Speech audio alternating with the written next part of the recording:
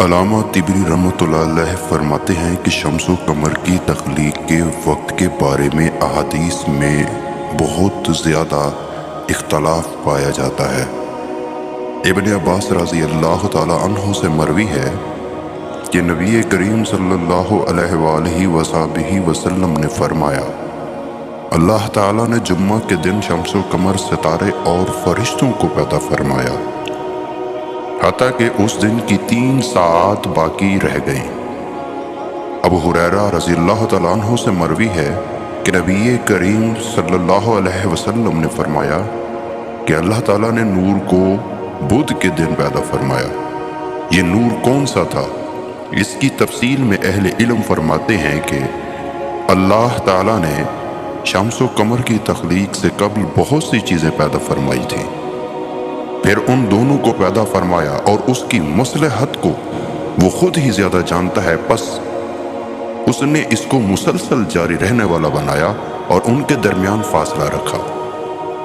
ان میں سے ایک کو رات کی نشانی اور دوسرے کو دن کی نشانی بنایا، پس وہ رات کی نشانی کو مٹاتا ہے اور دن کی نشانی کو دیکھنے کا ذریعہ بناتا ہے۔ رات کی اور دن کی نشانیوں میں اختلاف حال کا سبب کیا ہے، اس کے بارے میں احادیث مرفوعہ ہم یہاں ذکر کریں اور کچھ علماء سلف کے اقوال بھی۔ سورج کی سجدہ گزاری کے بارے میں حضرت ابو ذر غفاری سے مروی ہے کہ میں نے نبی کریم صلی اللہ علیہ وسلم کا دست مبارک تھاما ہوا تھا اور ہم پیادہ مغرب کی سمت چلے جا رہے تھے اور سورج غروب ہونے کے قریب تھا۔ ہم مسلسل اس کی طرف دیکھتے رہے یہاں تک کہ وہ غائب ہو گیا۔ ابو ذر غفاری رضی اللہ تعالیٰ عنہ کہتے ہیں کہ میں نے عرض کیا، یا رسول اللہ، یہ کہاں غروب ہوا ہے؟ فرمایا، آسمان میں، اور پھر اس کو بلند کیا جاتا ہے ایک سے دوسرے آسمان کی طرف، یہاں تک کہ 7ویں آسمان تک بلند کیا جاتا ہے، حتیٰ کہ عرش کے نیچے پہنچتا ہے اور سجدہ میں گر پڑتا ہے، اور اس کے ساتھ فرشتے بھی سجدہ کرتے ہیں جو اس پر مقرر ہیں۔ پھر یہ کہتا ہے، اے میرے رب، آپ کہاں سے مجھے طلوع ہونے کا حکم فرماتے ہیں؟ غروب کی جگہ سے یا طلوع کی جگہ سے؟ باری تعالیٰ کے قول میں ذالک سے رب العزت کی صفت گری وہ تخلیقی شاہکار کی طرف اشارہ ہے۔ نبی کریم صلی اللہ علیہ وسلم نے سلسلہ کلام جاری رکھتے ہوئے ارشاد فرمایا کہ حضرت جبرائیل علیہ السلام ایک جبہ نما لباس سورج کے پاس لاتے ہیں جو عرش کے نور سے روشن ہوتا ہے اور 7 دن کی مقدار پر اثر انداز ہونے کی صلاحیت رکھتا ہے، جس کی وجہ سے موسم گرما میں دن لمبا، موسم سرما میں چھوٹا اور موسم خزاں و بہار میں معتدل رہتا ہے۔ وہ جبہ نما لباس سورج کو اس طرح پہنایا جاتا ہے جس طرح تم میں سے کسی آدمی کو لباس پہنایا جاتا ہے۔ پھر سورج اسی حالت میں فضائے آسمانی پر پہنچتا ہے اور اپنے طلوع ہونے کی جگہ سے طلوع ہوتا ہے، اور فرمایا کہ قرب قیامت کو عرش کے نیچے سورج کو 3 راتوں کے بقدر روکا جائے گا اور اسے اس وقت تک نورانی جبہ نہ پہنایا جائے گا اور اسے حکم دیا جائے گا کہ مغرب سے طلوع ہو۔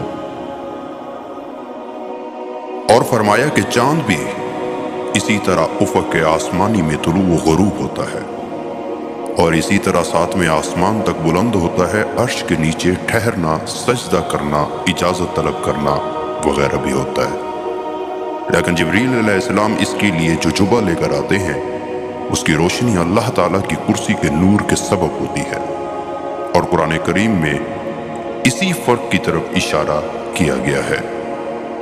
هو الذی جعل الشمس ضیاء والقمر نور، سورہ یونس آیت نمبر 5۔ ابو ذر غفاری رضی اللہ تعالیٰ عنہ کہتے ہیں کہ میں نے نبی کریم صلی اللہ علیہ وآلہ وسلم کے ساتھ بہت عرصہ گزارا، یہاں تک کہ ہم نے مغرب کی نماز پڑھی۔ علامہ طبری رحمۃ اللہ علیہ فرماتے ہیں کہ یہ حدیث شمس و قمر کے اختلاف حال کے سبب کو بیان کر رہی ہے کہ سورج کی روشنی اسی لباس کی وجہ سے ہے جو عرش کے نور کے سبب سے روشن ہے، اور چاند کی روشنی اسی لباس کی وجہ سے ہے जो कुर्सी के नूर के सबब रोशन है। लेकिन इब्न अब्बास रज़ी अल्लाह तआला अन्हु की रिवायत इसकी मुआरिज़ है और इसलिए इसकी बरखिलाफ साबित होता है, और वो ये है, अकरमा रहमतुल्लाह अलैह कहते हैं कि इब्न अब्बास एक दिन तशरीफ़ फरमा थे। उसी दौरान एक आदमी आया और कहा कि ए इब्न अब्बास रज़ियल्लाहु तआला अन्हु, मैंने काब अहबार रज़ियल्लाहु तआला अन्हु से एक इंतहाई अजीब बात सुनी है जो कि शम्स व कमर के बारे में है। रावी कहते हैं कि इब्न अब्बास रज़ियल्लाहु तआला अन्हु टेक लगाए हुए बैठे थे। ये सुनकर सीधे होकर दो जानू बैठ गए और पूछा वो क्या बात है। उसने कहा कि काब अहबार रज़ियल्लाहु तआला अन्हु कहते हैं कि शम्स व कमर को क़यामत के दिन दोज़खी वो दहशत ज़दा बैलों की तरफ लाया जाएगा और दोज़ख में फेंक दिया जाएगा। अकरमा रहमतुल्लाह अलैह कहते हैं कि ये सुनकर इब्न अब्बास रज़ियल्लाहु तआला अन्हु ने निहायत गज़बनाक हालत में पहलू बदला और 3 मरतबा फरमाया कि काब रज़ियल्लाहु तआला अन्हु ने झूठ कहा है, काब ने झूठ कहा है, काब ने झूठ कहा है। और फरमाया ये यहूदी है जो इस्लाम में नई नई बातें दाखिल करना चाहता है। अल्लाह ताला बुलंद है इस बात से कि वो अपनी इताअत व फर्मा बरदारी के बावजूद अज़ाब दे। क्या तुमने बारी ताला का कौल नहीं सुना? सूरह इब्राहीम की आयत नंबर 33 में अल्लाह रब्बुल इज़्ज़त फरमाते हैं, उसने तुम्हारे लिए सूरज और चांद को मुसख्खर किया और वो यक के बाद दीगरे आते हैं। फरमाया कि ये दोनों मुसलसल अल्लाह की हम्द व सना में लगे हुए हैं, बस वो उनको अज़ाब कैसे देगा। अकरमा कहते हैं कि फिर इब्न अब्बास ने 3 मरतबा इन्ना लिल्लाहि व इन्ना इलैहि राजिऊन पढ़ा। इसके बाद एक तिनका उठाया और ज़मीन को कुरेदने लगे और जब तक अल्लाह ताला ने चाहा उसमें मशगूल रहे। इसके बाद सर उठाया और तिनका फेंक दिया। फिर फरमाया क्या मैं तुमसे वो चीज़ ना बयान करूं जो कि शम्स व कमर, उनकी इब्तिदाए खल्क़त और उनकी गर्दिश से मुतल्लिक मैंने रसूलुल्लाह सल्लल्लाहु अलैहि वसल्लम से सुनी है। हमने अर्ज़ किया अल्लाह ताला आप पर रहमत फरमाए। इरशाद फरमाइए। फरमाया रसूलुल्लाह सल्लल्लाहु अलैहि वसल्लम वसल्लम से इस बारे में सवाल किया गया तो आपने जवाब में इरशाद फरमाया अल्लाह ने जब आदम अलैहिस्सलाम के अलावा बाकी तमाम मखलूक़ात मुस्तहकम पैमाने पर पैदा फरमा दी तो 2 सूरज अपने अर्श के नूर से पैदा फरमाए। उनमें से वो जो उसके हुक्म में पहले ही से था कि उसको सूरज के तौर पर ही रखना था, तो उसे मिस्ल दुनिया के बहुत बड़ा जो कि मशरिक़ व मग़रिब को मुहीत हो बनाया। वो जिसको चांद की शक्ल देना मंजूर था उसे कदर छोटा बनाया, लेकिन ज़मीन में से बहुत ज़्यादा बुलंदी पर होने की वजह से छोटे ही दिखाई देते हैं। अगर अल्लाह ताला इन दोनों सूरज को उसी हाल पर छोड़ देता जिस पर उनको पैदा फरमाया था तो रात और दिन का इम्तियाज ना होता और ना ये पता चलता कि मजदूर ने कब तक काम किया, वो अपनी उजरत कब लेगा। ना ये मालूम होता कि रोज़ादार कब तक खाने पीने से रुका रहेगा। ना औरत की इद्दत का पता चलता, ना हज के ज़माने का इल्म होता, ना कर्ज की अदायगी का वक्त मालूम होता और न इस बात का एहसास होता कि लोग अपने माश के लिए कब जाएंगे और अपने जिस्म को राहत देने के लिए कब लौटेंगे।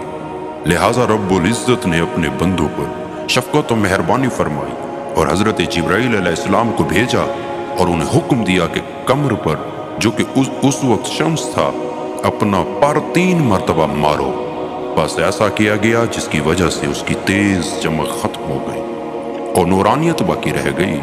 उसका बयान कुरान पाक की इस आयत में है, हमने रात व दिन को 2 निशानियां बनाया, बस हमने रात की निशानी को मिटाया और दिन की निशानी को रोशनी देखने का जरिया बनाया।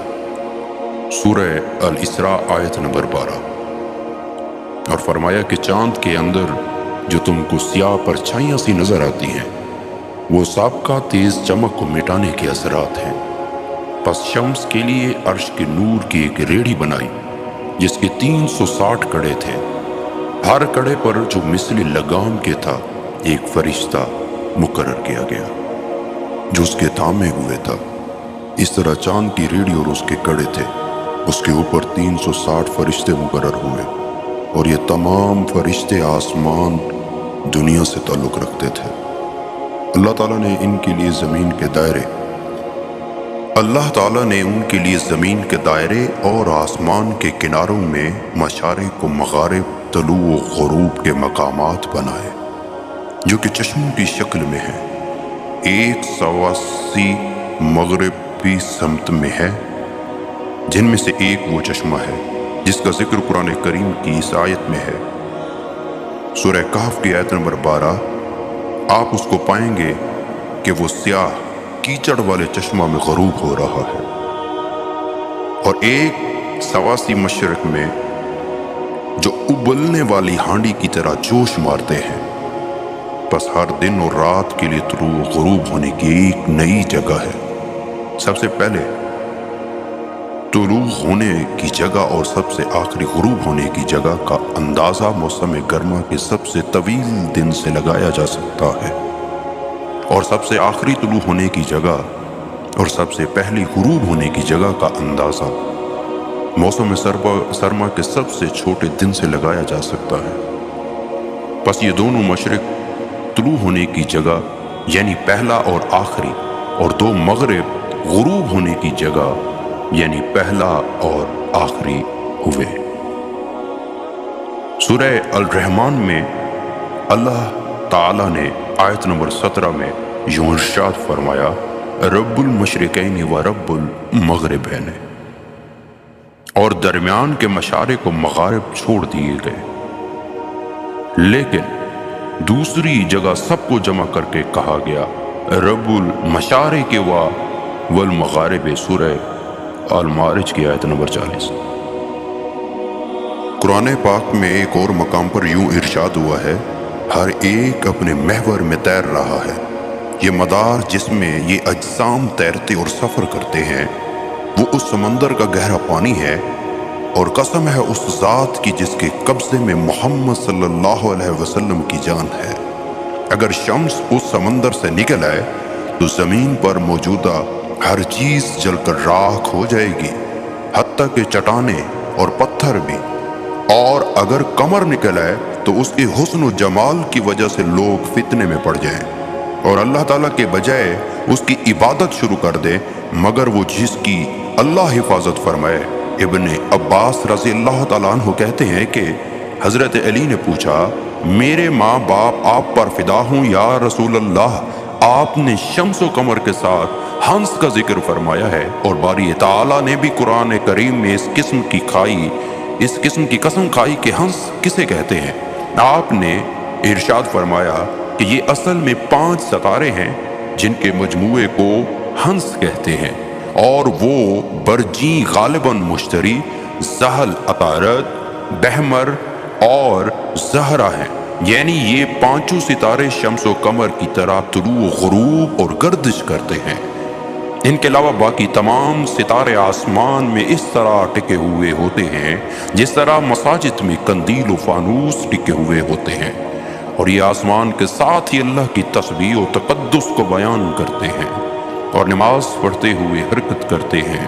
پھر نبی کریم صلی اللہ علیہ وسلم نے فرمایا، اگر تم اس کو مزید سمجھنا چاہو تو آسمان کے اندر کے مدار کو دیکھو، کبھی یہ ستارے کہیں ہوتے ہیں اور کبھی کہیں، یہ اصل میں آسمان کی حرکت ہے، اور ستارے سوائے ان 5 کے سب آسمان کے ساتھ حرکت کرتے ہیں، اور ان کا دورہ جیسا کہ تم مشاہدہ کرتے ہو کہ ایک دن میں پورا ہوتا ہے، اور یہ ہی ان کی نماز ہے۔ ان کا سفر جو تیزی سے قیامت کی طرف جاری ہے، مثل تیز چکی کے پاٹ کے، یہ قیامت کی ہولناک واقعات اور زلزلوں میں سے ایک ہے۔